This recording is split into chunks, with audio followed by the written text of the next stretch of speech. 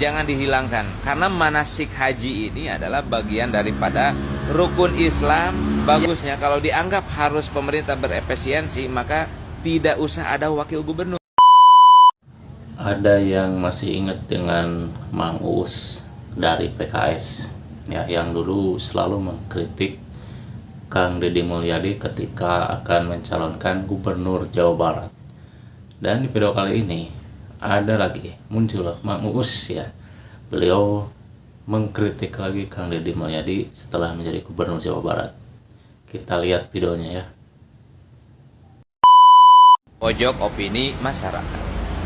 Hari ini kita diramaikan kembali dengan statement Gubernur Jawa Barat Deddy Mulyadi terkait dengan akan dihilangkannya manasik haji bagi anak TK kalaulah kemudian ada di SD dan SMP dengan alasan perampokan terhadap uang orang tua atau masyarakat dengan dalih pendidikan.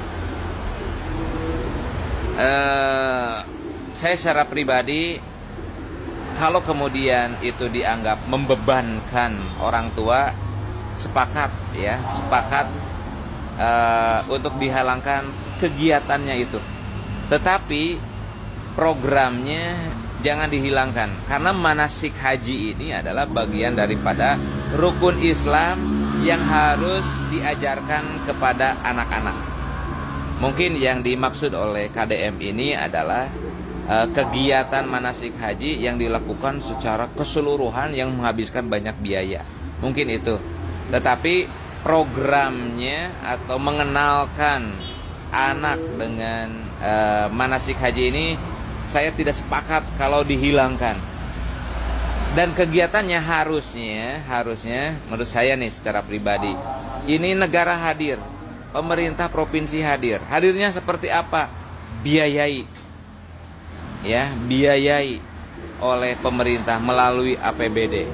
Ya, tempatnya ditentukan harus di sini karena di sini adalah bagian daripada yang sudah dibiayai oleh negara. Ya.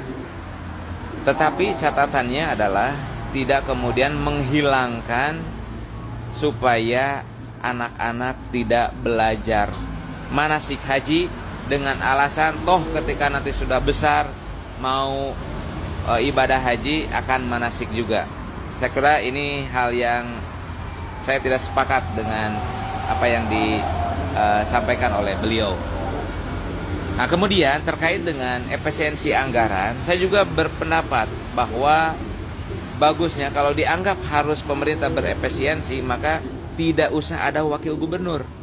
Karena selama ini juga wakil gubernur apa begitu? Mending Bapak aja cukup begitu. Kemudian perjalanan dinas, ASN, pejabat lainnya ke luar daerah itu kan menguras banget itu biaya negara. Coba itu juga dievaluasi oleh Bapak, ya seperti itu. Nah ini saya sampaikan agar ini berimbang dan juga catatannya adalah apapun itu baiknya dimusyawarahkan, baiknya disyurokan antara gubernur dengan TAPD dan minta masukan dari masyarakat. Jangan langsung memberikan putusan yang seolah-olah diktator. Kasihan para guru kita. Guru-guru di sini, guru-guru di Jawa Barat seolah-olah mereka salah dengan study tour, dengan LKS, sekarang dengan manasik haji, seolah-olah mereka salah.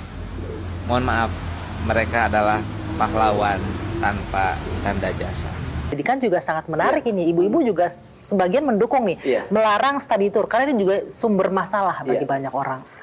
Ya problemnya kan begini Mbak, kan pemerintah sudah menggratiskan pendidikan, mensubsidi pendidikan dengan nilai yang relatif sangat besar.